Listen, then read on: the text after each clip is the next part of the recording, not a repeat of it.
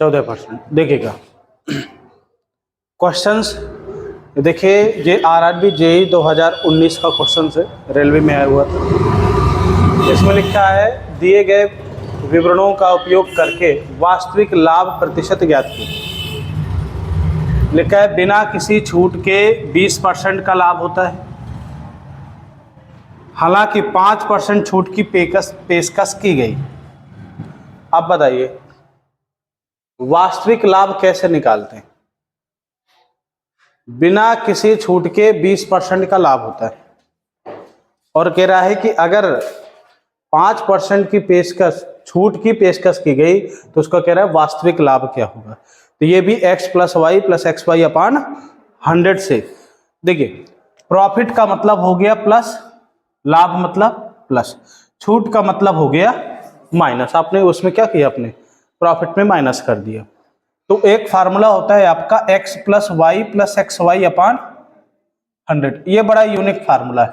आप अभी तक देख रहे होंगे कि आपके एग्जाम में, रेलवे में आपको ज्यादा क्वेश्चन सही बटा वाले नहीं मिले, जिसको आपको रेशियो से करना पड़े। आसान तरीके से आप इसको x plus y plus x y upon 100 के फार्मूले से क्वेश्चंस को लगा सकते हैं।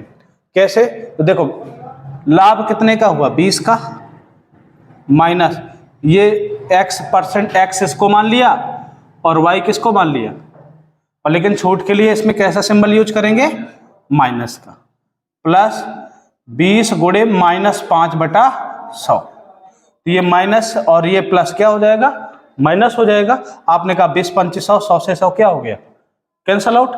तो देखेंगे 20 -5 -1, तो बताइए 20 में से 5 गए 15, 15 में से 1 गया 14%, उसको वास्तविक लाभ हुआ। और एक चीज ध्यान दीजिएगा, क्वेश्चंस की लैंग्वेज जरूर दिमाग में सेट करते रहिए, ये क्वेश्चन हमारा किस वैरायटी से पूछ रहा है। ठीक, नोट करिए, फिर आगे चलते हैं। पहुंच पढ़ना सीखिए एग्जाम के, बाकी तो सारी चीजें ऑटोमेटिक आपको आने लगेंगी। और कोई भी मॉक टेस्ट देंगे, कोई भी XYZ, रेलवे के सारे क्वेश्चन मैं करवा रहा हूँ।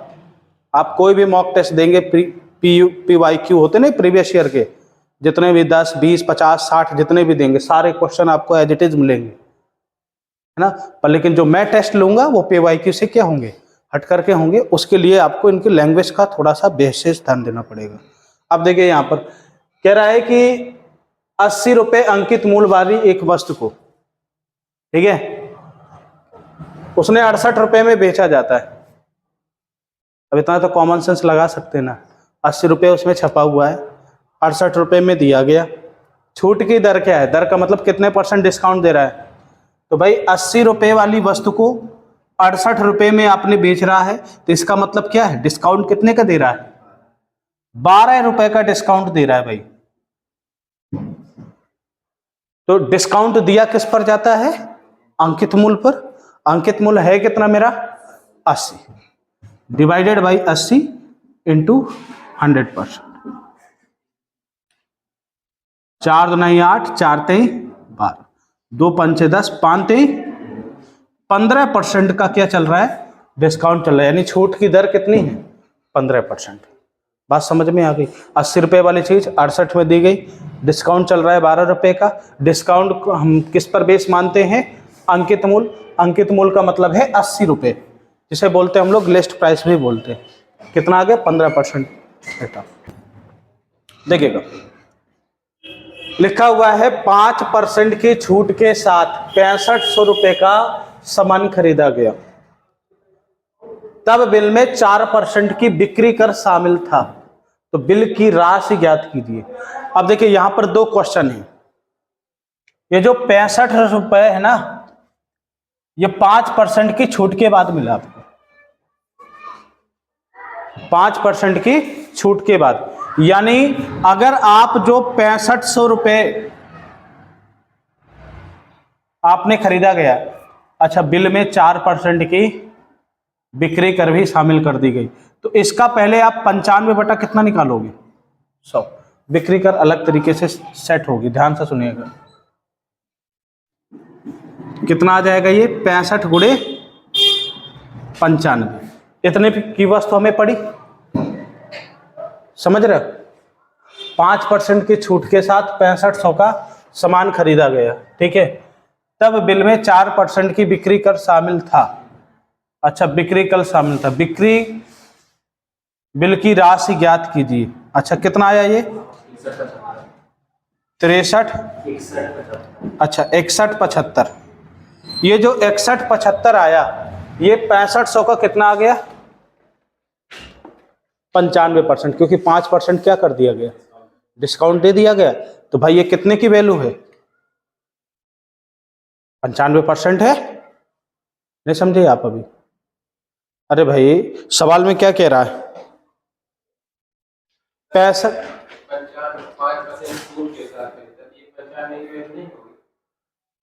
ये 100 का सामान खरीदा गया, छूट के साथ इतने रुपए का सामान खरीदा गया, इतने रुपए का सामान 5% की छूट के साथ खरीदा गया। तो 100% की वैल्यू कितनी है? 6500।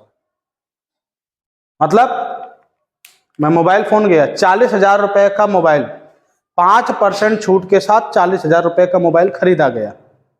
अब लैंग्वेज समझ रहे हो मेरी? कुछ इसमें ये नहीं कह रहा, उसका जो ये है ना, ये 6500 का सामान खरीदा गया 5% छूट के साथ। ये नहीं कह रहा है कि 5% छूट के बाद 6500 का सामान खरीदा गया। मतलब जो 6500 का सामान था उसको 5% छूट के बाद क्या किया गया? खरीदा गया। तो वस्तु हमें पड़ी कितने की? ठीक, इतने की वस्तु पड़ी थी, कितने की? 6500 की। अब ये वस्तु हमारा क्या आ गया? 6175 आ गया। कह रहा है इसमें 4% का क्या कर लग रहा है? अब इसमें आपको 4% जीएसटी देना पड़ेगा, 4% एक्स्ट्रा जीएसटी लग जाएगा। तब जीएसटी लगाने का तरीका क्या है? ध्यान से सुनना, वही चीज है जो पुराना आप पढ़ चुके हो। या तो आप 6175 का 4% निकालो, फिर इसी में जोड़ दो, या 6175 का डायरेक्ट 104%। बात को समझ में आ गई? या तो आप देखो निकालो 6175 का 4%, जो भी राशि आएगी 6175 में क्या हो जाएगा? जुड़ जाएगा, आपका बिल जनरेट हो जाएगा। भाई आपने बिल देखा होगा, ऐसे ऐसे बिल करके हुआ, आपने टोटल वस्तु जो खरीदी, ऊपर जितना भी आपने जो भी चीज खरीदा XYZ, यहां पर वह पड़ी 6175 रुपए की। फिर यहां पर जीएसटी वगैरह टैक्स उसने ऐड कर दिया 4%। तो 4% किसका? 6175 का 4%। तो या तो 4% निकालो इसका, और फिर जोड़ करके टोटल अमाउंट आपको इतना देना पड़ेगा भैया। या तो ये निकाल लो, या तो सीधा 104% निकाल लो। बात बराबर है कि नहीं? भैया अपने आप में कितनी हो गई? 100% हो गई कि नहीं? इतना आपको देना है, तो सीधा इसका 104%। बस कितना आ जाएगा? 6422। नोट कर लो।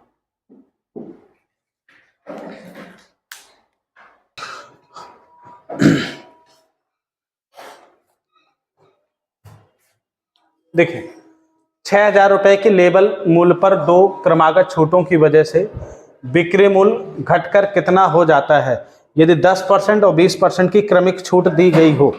मतलब इस जो ये मैं आपके सामने लिए हूं मार्कर, इसमें 6,000 रुपए क्या है? लेबल मूल्य का मतलब होता है अंकित मूल्य। लेबल का मतलब जो उसमें छपा हुआ।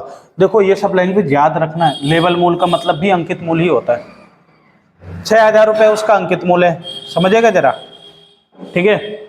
और इसमें पहले 10% की छूट दी गई, तो आप लिखोगे 100 माइनस 10 अपान 100 इंटू 100 माइनस 20। अब भाई दूसरी कितने की है?